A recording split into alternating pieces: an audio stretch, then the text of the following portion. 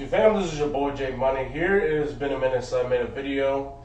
I've done 3 streams since my last video. By the way, let me guys know what you guys think about the streams and all that. I really love to know your thoughts for that because I do like to stream. It is sometimes good to just go live, play, not have to worry about doing anything like all the editing and stuff and picking out uncopyrighted music, because I can just pick out a gaming playlist, copyrighted or not, and I can just go. You know what I mean? And, you know, I do like to just chill. You know what I mean? And, you know, taking time making a video, editing and all that takes just as much time as it does to stream, believe it or not. But anyway, I have a deck profile for you guys. I actually have 2 deck profiles. The second one will be in the next video. The first one is going to be the most recent deck I played and went undefeated with it. And that is Mekk-Knight, Crusadia Mekk-Knight, I don't know what you want to call it. And then the other one is Madolche's. I went X1 with that deck.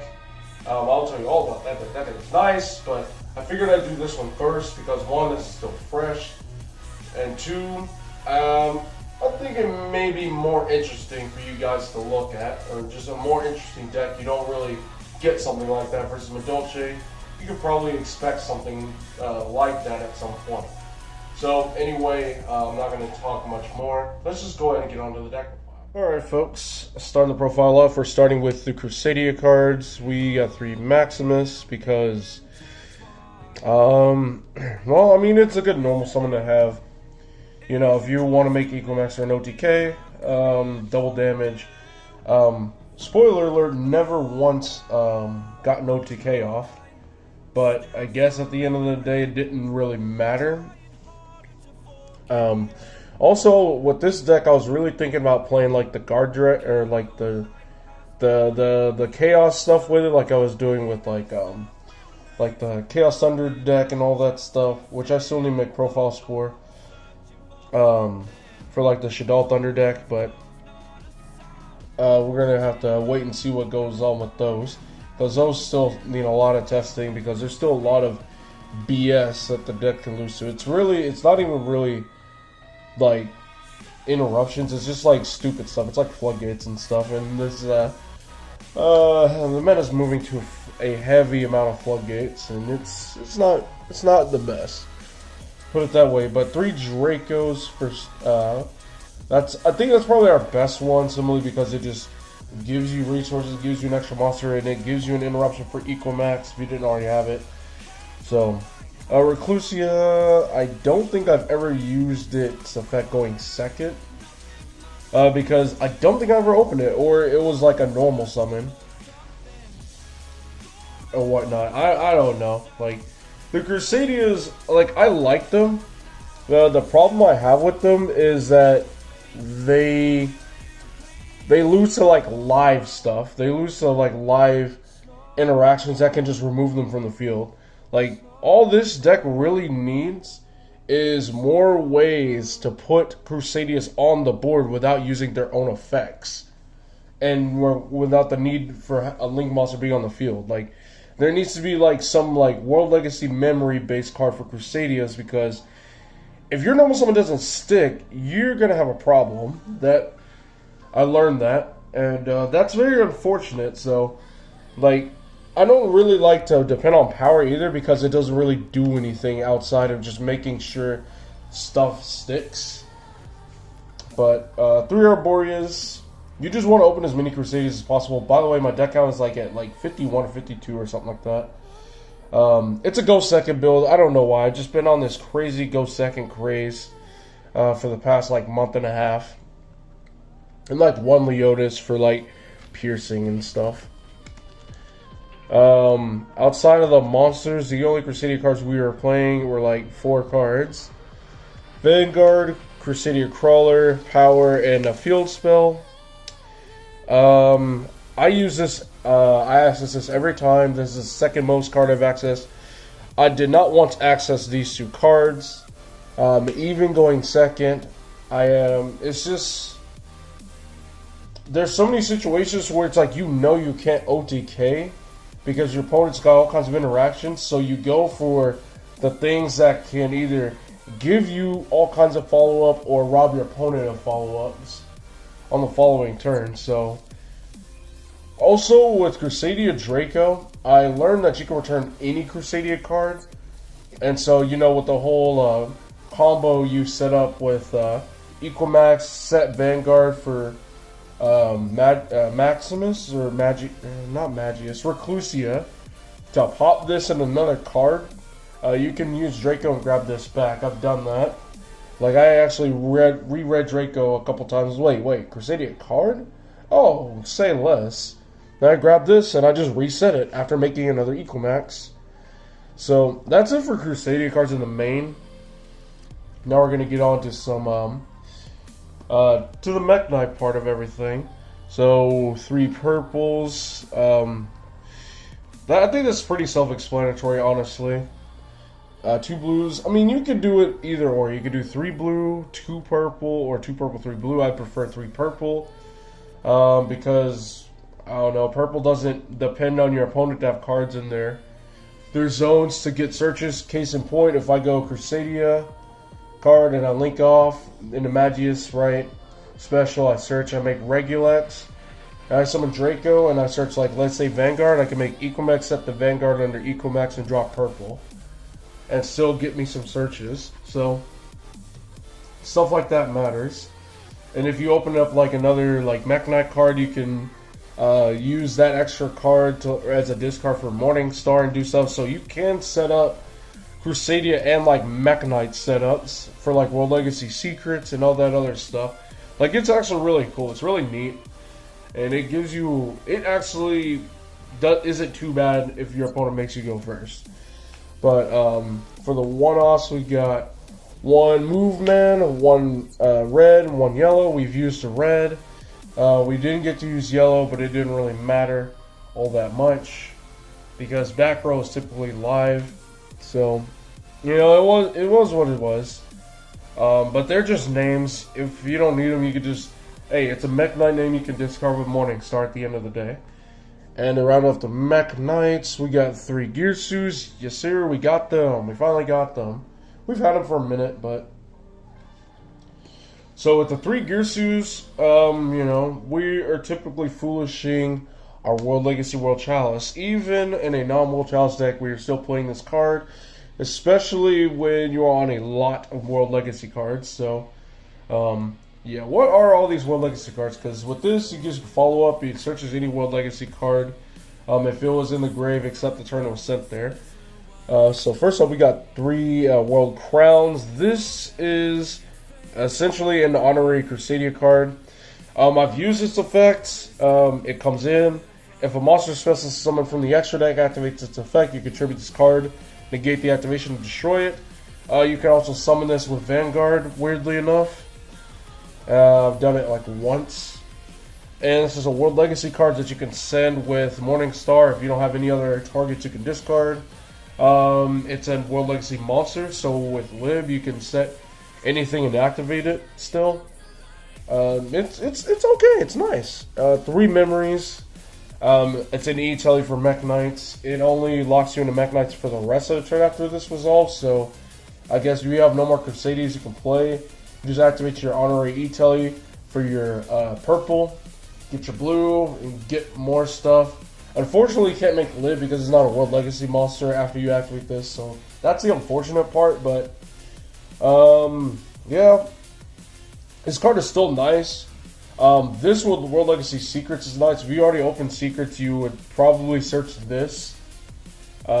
Because it just, E-Telly's a purple, and it negates a card, and then it gives you a follow-up because purple just searches a card. So, yeah. Also, we are on double World Legacy Secret. Honestly, I think I was on 2 because I didn't want to have to search it. So instead, I would just rather hard open it, and I did open it a couple times, and every time I opened it, I didn't regret it at all. But the unfortunate part is, I should honestly cut this down for like other cards. We got 1 world key. This comes up because there is people on back row. This is literally World Legacy Secret for back row. Any trap cards or effects that would activate in the same column as a Mekk-Knight's negated. Also on activation, you can add a banished Mekk-Knight or World Legacy from your from your banish to your hand. And one of the cards I do like to add with this on later turns is like World Legacy World Chalice. If I've already banished the search, I can roll key. I can just add the chalice back to the hand, discard it again, and you know it's nice. It's really nice. Sometimes you can banish stuff for red or yellow and get it back, but I never did that. So. Let's see. And World Legacy Succession. This is the card I should be playing 2 of over a double secret. There have been... Every time I get forced into a rare game, I wish I had a second one because I would live for this. And next time I want to, like, World Legacy World Chalice into another one. So, for future reference, or for future tournaments and stuff, I will play 2 of those instead. Alright, that's it for all. Like, that's a lot of World Legacy cards, man. That's a lot, but they're all good. They do quite a bit. But anyway, support cards are next. We got 3 Exceed Parallels. Somebody's going to try and roast me in the comments for saying it backwards, but, you know, whatevs. Yeah, I was on Rafflesia, but I kept seeing Gravedigger Trapple, so instead I just played this as... just as an extender. As an extender to either make equal max with it if I wanted to keep Crusaders on the board, or so I wouldn't have to use Crusadias and or Mekk-Knights for like Morningstar and stuff, so I can actually, like, you don't want to link a Crusadia and a Mekk-Knight into like either Morningstar or equal max. So this kind of circumvents that. So one could be used for equal max, and after you make the equal max and you summon your Mekk-Knight, then you can use the other one for Morningstar. So that was nice. Here we go again. This is we want to go second, so what better way to go second than to play Kaijus? I think I was on more. I think I was missing the win ones, and that actually came up because I did go against the Tri-Brigade that summoned Barrier Statue, and I'm like, dang, the win ones were in my Madolce deck. That's why I was like, I knew I was missing like 2 cards, right? But this is nice, and I decided to go and play Waterfronts because I don't know, I just missed playing Gamma Seal with Waterfront for negates and all that, and there is a way to put up Gamma Seal, but I did not have the extra cards on me to be able to pull it off, so I'll let you know what that was later. One Kaiju Slumber. The reason why I'm playing 1 is because that's all I could find at the time. I know for a fact I have 2 more. I just can't find them. I don't think they were on me. So yeah, if I did have multiples, I would have played more. But honestly, I think I saw this one time and it was dead. I think it was under Barrier Statue too. But anyway, one reasoning. Going back to what I was saying earlier about just more ways of putting Crusadias on the board. This is one of the reasons why I was playing this. So I was like, man, I just want to stick a Crusadia on the board without my normal summon, honestly. And, you know, imagine just opening your Crusadias and Girsu. Like, it was kind of hard, but if you had, like, a Mekk-Knight and you could make Morningstar, you could add Succession and summon back the Girsu anyway. It's in the World Legacy World Challenge, so you could still do your stuff. So it wasn't all bad. I wish this was at multiples, though, honestly. 2 Pot of Avarice to round it off, because this deck goes through its extra deck so fast with its Crusadias. It like literally just Magius, I think Regulex is the lion, right? Yeah, Magius, Regulex, Spatha sometimes, Equamax. You just go through so much, then you just make Morningstar. You'd probably lick that off, or it got killed. Like, there's so many times where you just wish you had multiple Morningstars and stuff, but you just go through your stuff so fast. Like, before you know it, you're out of Crusadia extra deck monsters, and this kind of just puts them all back, gives you 2 extra cards. I actually would recommend it for any like Crusadia based deck, because anyone who plays Crusadias know how fast you go through extra deck. That is it for main, extra deck. Two of these, sometimes I wish I was playing three. Two Regulex, I never ever wanted to play three. Two is perfect. Two Sparta, this is too much. Honestly, I know for a fact I'm cutting this down to one. Because, truth be told, you need three Equimax. Because there's so many times where you don't have a Crusadia. And you're trying to climb into an Equimax, right? You climb into an Equimax and then link down into a Magius to do your stuff. And then at the end of your combo, you end on your other Equimax. You really need the second Equimax for like follow-up turns. So or the third one. This is why I'm going to cut Sparta down to one and up Equimax to three.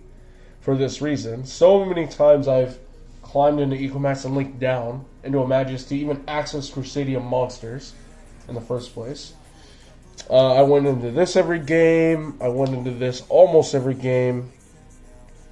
And the rest of the extra deck, I don't think I went into at all. This is how you were going to summon Gamma Seal.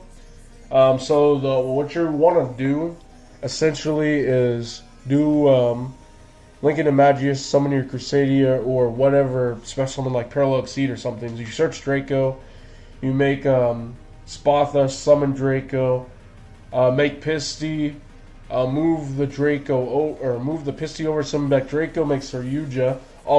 Assuming you have Waterfront on the board, you've already searched Gamma Seal, and you would just summon the Gamma Seal. And if you have like Mekk-Knights and stuff in your hand, then you could just set a card, summon your Mekk-Knight, make Morningstar and stuff, and do nice things. But I did not have Pisty on me, and so that whole thing was dead. So I was literally depending on like Parallel Exceed and stuff like that to be my extender needed, but I never saw the Parallel. But, you know, yeah, when you start depending on drawing main deck stuff instead of just, oh, I have extra deck access to make this happen, yeah, that's when you end up in trouble. And these two never made them at all, so there's a lot of cards we did not make. We did not make Apo, IP, Avermax, Saryuja, or Underworld Goddess. There's 5 cards we just did not use. I could have been playing more Crusadia cards. I could have played maybe another Morningstar, and I would have been fine. I would have been okay. Like, I didn't need all that. But side deck, guys, it was a half-assed side deck. It just, again, thrown together. I was missing stuff, but it really just didn't matter at the end of the day. Because we were, like, playing go second, and then people wanted to make me go first, thinking I couldn't go first. But anyway, Gamma, what was I playing this for? I don't remember what I was playing Gamma for, but, I mean, I resolved it a couple times. It worked. So, yeah. Double Lancia, I sided this once, never saw it. Double Zoom King Alpha, I did open these, but I was locked in a barrier statue, so it was kind of useless. Double Veiler, saw this every time I sided it, and it was nice. When you had this with your Crusadia setup with like Vanguard, Equimax, and sometimes Will Crown and stuff, so that was nice. One Crone, weird. Again, I had 12 side deck. I didn't even know that I had an incomplete side deck. And like one Pank. Like, this is just generic stuff. Generic stuff. It worked. I didn't really need anything specific because I'm playing a deck that goes second and just does its thing anyway. So, this is a weird deck, but I really did like it. I did enjoy it.